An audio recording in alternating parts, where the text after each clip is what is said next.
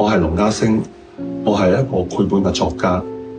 亦都係一位創作 The Monster 嘅藝術家。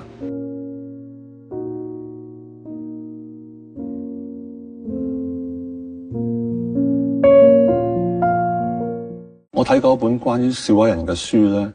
裏面係講示威人咧，佢哋會多數喺人類瞓緊覺嘅時候，或者喺佢哋唔察覺嘅時候，偷偷地咁樣咧就走入佢哋嘅房間，咁可能咧就大家唔覺意嘅時候，就攞走一啲小物件。其實辣寶寶當初就係好似示威人呢種感覺咁樣。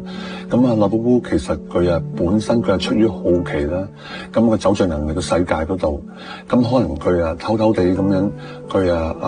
入咗個衣櫃入邊啊，又或者可能佢喺個梳化後邊啊，咁佢偷偷地望住你，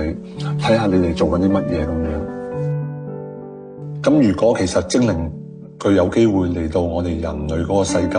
其實我真係好希望可以帶晒佢哋成班一齊入戲院睇戲。咁因為睇戲其實係一直以嚟係我最喜歡嘅嘢嚟嘅，咁我亦都好想同佢哋一齊去分享。